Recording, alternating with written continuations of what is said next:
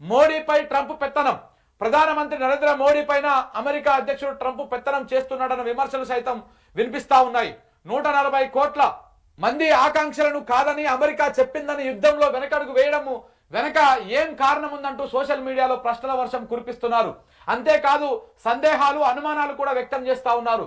భారత్లో జరిగిన పార్లమెంట్ ఎన్నికల్లో ఈవీఎం ట్యాంపరింగ్ జరిగిందని, ఆ విషయాలను ట్రంప్కు తెలుసు అనే వాదనలు కూడా వినిపిస్తున్నాయి. అందుకే ట్రంప్ ఇప్పుడు పాకిస్తాన్తో యుద్ధం ఆపకపోతే ఈవీఎంల గుట్టు బయట పెడతాడని బెదిరించాడని, దీనికి భయపడిపోయినటువంటి మోడీ గప్చుప్గా కాల్పుల విరమణకు ఒప్పుకున్నాడన్న చర్చ కూడా జోరుగా జరుగుతోంది. అందుకే సొంత దేశంపై అనేక సార్లు కాల్పులు జరిపిన ఎంతో మంది జవాన్ల ప్రాణాలను పొట్టన పెట్టుకున్న మోడీ పట్టించుకోలేదనే ఆరోపణలు కూడా ఇప్పుడు వినిపిస్తున్నాయి. అవేమి గుర్తుకు రాలేదని జనం ఆగ్రహం వ్యక్తం చేస్తా ఉన్నారు. ఇన్ని రకాల అనుమానాలు వస్తాయి.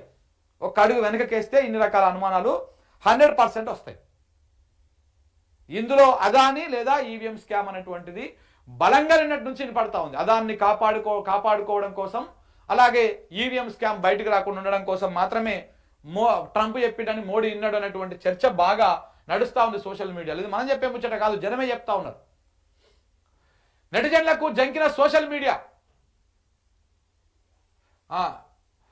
కాల్పుల విరమణ పైన మోడీ నిర్ణయంతో అటు బీజేపీ సోషల్ మీడియా సైతం డిఫెన్స్ లో పడిపోయింది.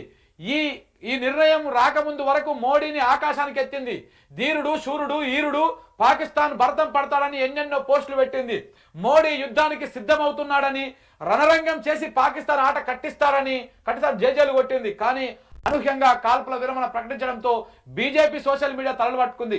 నెటిజన్లు బీజేపీని ట్యాగ్ చేస్తూ ప్రశ్నల వర్షం కురిపించారు. దేశాన్ని మోసం చేశాడని, ఎందుకు వెనకడుగు వేశాడని నిలదీశారు. దీంతో నెటిజన్లకు కౌంటర్లు ఇవ్వలేక, ఏం చేయాలో తెలియక, పరువు కాపాడుకోలేక నానా తంటాలు పడింది బీజేపీ. ఇది మాత్రం వాస్తవం. బీజేపీలు తలలు పట్టుకున్నారు. ఎట్లా సమర్థించుకోవాలి, మోడీ తీసుకున్న నిర్ణయాన్ని ఏ రకంగా సమర్థించుకోవాలి అని చెప్పేసి తలలు పట్టుకున్నారు. తప్పని పరిస్థితుల్లో కాల్పుల విరమణను కవరింగ్ చేసుకునేటువంటి ప్రయత్నము చేసిందన్న ప్రచారం కూడా జరుగుతూ ఉంది. ఇక ప్రతిపక్షం ప్రశ్నలతో ఉక్కిరిబిక్కిరి అవుతా ఉంది. భారత్ పైన దాడి జరగడంతో ప్రతిపక్షాలు సైతం నివ్వెరపోయాయి భారత్ దాడి మీద వెనకడుగు వేయడంతో. సో ఆపరేషన్ సింధూర్ చేపడితే అభినందించాయి, మేమంతా మీ వెంట ఉన్నామని చెప్పాయి. అదే ఉగ్రవాదుల పైన పార్లమెంట్ లో స్పెషల్ సెషన్ పెట్టాలని డిమాండ్ చేశాయి. ప్రధానమంత్రి మోడీకి లోక్సభ ప్రతిపక్ష నేత రాహుల్ గాంధీ, ఏఐసిసి ప్రెసిడెంట్ మల్లికార్జున ఖర్గే వరుస పెట్టి లేఖలు రాశారు. పహల్గామ్ దాడి, ఆ తర్వాత జరిగిన పరిణామాలపైన చర్చించాలని కోరారు. అంతే ప్రతిపక్షాల లేఖతో కమలదళం కామ్ అయిపోయింది. డిఫెన్స్ లో పడిపోయి కనీసం సమాధానం కూడా చెప్పలేకుండా పోయింది. ఒక ప్రెస్ మీట్ కూడా, కౌంటర్ ప్రెస్ మీట్ కూడా పెట్టలే. కవరింగ్ కోసమే నరేంద్ర మోడీ మీద పీఓకే అప్పచెప్పాలి. లాస్ట్ కు నిన్న సాయంత్రం వచ్చి ఏం చెప్పారు, ఇంత డ్యామేజ్ అవుతా ఉంది కదా, ఇదంతా డ్యామేజ్ అవుతా ఉంటే నిన్న సాయంత్రం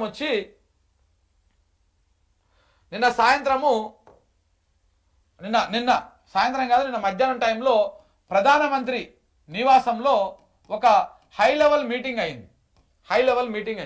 ఆ మీటింగ్కి ఎవరెవరు వచ్చిర్రు? రక్షణ శాఖ మంత్రి, కేంద్ర జాతీయ జల భద్రతా సలహాదారుడు ఆయన అజిత్ దోవల్, అలాగే త్రివిధ దళాల అధిపతులు, వీళ్ళందరూ వచ్చి, ఉన్నతాధికారులు అందరూ వచ్చి కూర్చొని మాట్లాడింది. ఈ మాటల్లో దాని తర్వాత అందులో ఆ మీటింగ్లో మాట్లాడుతా ప్రధానమంత్రి మోడీ గారు చాలా సీరియస్గా మాట్లాడారంట. వాళ్ళందరికీ ఆదేశాలు జారీ చేసిరంట. ఆ మీటింగ్లో బయటికి రాలే, ఏ స్టేట్మెంట్ కూడా బయటికి రాలే. కానీ ఈ మీటింగ్లో మోడీ గారు చాలా సీరియస్ అయ్యిర్రు అనేటువంటి వార్తలు మాత్రం బయటకు వచ్చినాయి. ఏమని సీరియస్ అయ్యిర్రు? అదే మీటింగ్లో ఎవరైతే ఫోన్ చేసి అమెరికా నుంచి వైస్ ప్రెసిడెంట్ ఎవరైతే ఉన్నారో ఆయన జేడి వాన్స్, ఆయనకు ఫోన్ చేసి, అయ్యా మీరు చెప్పిరని మేము విరమించుకున్నాం, అయినా పాకిస్తాన్ ఉల్లంఘిస్తూ ఉంది కాల్పుల విరమణను, సీజ్ ఫైర్ను వాళ్ళు ఉల్లంఘిస్తూ ఉన్నారు. ఈసారి ఏ మాత్రం 1% ఎక్కడన్నా చిన్న ఉల్లంఘన జరిగినా కానీ మా ప్రతిస్పందన మీరు ఊహించిన విధంగా ఉంటుంది, పాకిస్తాన్ మొత్తం మేము అతలాకుతలం చేస్తామని చెప్పేసి ఆయనకు ఫోన్ చేసి ఈయన సీరియస్గా వార్నింగ్ ఇచ్చినట్టు వార్తలు వచ్చినాయి. మా ప్రతాపం ఏదో చూపిస్తామని చెప్పినట్టు వార్తలు వచ్చినాయి. మరి అందులో ఎంతవరకు నిజం ఉంది, ఏం చెప్పిండు అనేది మాత్రం ఇంకా అధికారికంగా వీళ్ళు ప్రకటించలే. మీడియాలో మాత్రం కథనాలు వచ్చినాయి. ఏ బీజేపీలు కానీ వీళ్ళు కానీ ఎవరు కానీ ఇట్లా అమెరికాకు ఫోన్ చేసి మాట్లాడి వార్నింగ్ ఇచ్చినటువంటి అంశాన్ని మాత్రం బెట్టగా ఎక్కడ బయట అధికారికంగా చెప్పలే. కానీ మీడియాలో మాత్రం కథనాలు వచ్చినాయి. దాంతోపాటు త్రివిధ దళాలకు కూడా సీరియస్గా ఆదేశాలు జారీ చేసిండంట మోడీ గారు. మీరు ఎట్టి పరిస్థితుల్లో మీకు మొత్తం ఫ్రీ హ్యాండ్ ఇస్తున్నాం. పాక్ ఉల్లంఘనను ఏమాత్రం ఉపేక్షించకండి. ఒకవేళ వాళ్ళు కనుక ఒక బాంబు వేస్తే మీరు 10 బాంబులు వేయండి. ఏ మిసైల్ ప్రయోగానికి కూడా వెనకాడొద్దు అని చెప్పేసి కూడా వీళ్ళకి ఇచ్చినట్టు. దాంతోపాటు పాకిస్తాన్ కూడా ఒక హెచ్చరికలు జారీ చేసిండు మోడీ గారు అదే మీటింగ్లో. పీఓకేను అప్పచెప్పడము, ఉగ్రవాదాన్ని అంతజేయడం తప్ప ఇంకొక సమస్య లేదు, దానికి ఇంకొక ఆల్టర్నేట్ మాటనే లేదు. యుద్ధం ఎప్పుడు ముగుస్తుంది అంటే మీరు మాకు పీఓకేను అప్పచెప్పినప్పుడు మాత్రమే యుద్ధం ముగుస్తుంది. మా మధ్య ఎవరైనా మధ్యవర్తం వహించాల్సినటువంటి అవసరం లేదు. మేము ఎవరి మధ్యవర్తిత్వాన్ని కూడా మేము ఎంకరేజ్ చేయము, దాన్ని మేము తీసుకోమని చెప్పేసి కూడా చెప్పడం జరిగింది. సో ఇవన్నీ నిన్న మీడియాలో కథనాలు వచ్చినాయి. ఇవన్నీ కూడా దేనికి డ్యామేజ్ కంట్రోల్ కోసమే వచ్చినాయి అనేటువంటి చర్చ కూడా జరుగుతూ ఉన్నది. ఏదైతే నిన్నటి నుంచి మొన్న సాయంత్రం 5 గంటల నుంచి నిన్న ఈ మీటింగ్ అయిపోయిందాక జరిగినటువంటి డ్యామేజ్కి కంట్రోల్ చేయడం కోసం మాత్రమే ఇట్లాంటి స్టేట్మెంట్లు ఇచ్చిర్రు. పీఓకే ఇవ్వాల్సిందేనని, ఉగ్రవాదాన్ని అంతం చేస్తామని, అమెరికా మధ్యవర్తిత్వం అవసరం లేదని, ఇట్లాంటివన్నీ మోడీ గారు చెప్పిరని, ఇవి కేవలం డ్యామేజ్ కంట్రోల్ కోసమే చేసిరనేటువంటి వాదనలు కూడా నిన్న బలంగా వినిపించినాయి. ఇక దాంతోపాటు త్రివిధ దళాల అధిపతుల ప్రెస్ మీట్ కూడా నిన్న జరిగింది. వాళ్ళు కూడా నిన్న వచ్చి బేసిక్గా యుద్ధం ముగిసలేదు, ఇంకా మేము చేస్తూనే ఉన్నాము అని చెప్పేసి చెప్తారని అనుకున్నాము. బట్ కానీ ఆ మాటను ఇండైరెక్ట్గా చెప్తూ అసలు ఏం జరిగిందో, ఆ 9 స్థావరాలు ఏంటి, ఏ స్థావరాల మీద ఏం జరిగింది అనేటువంటి అంశాన్ని కూడా వాళ్ళు చెప్పడం జరిగింది.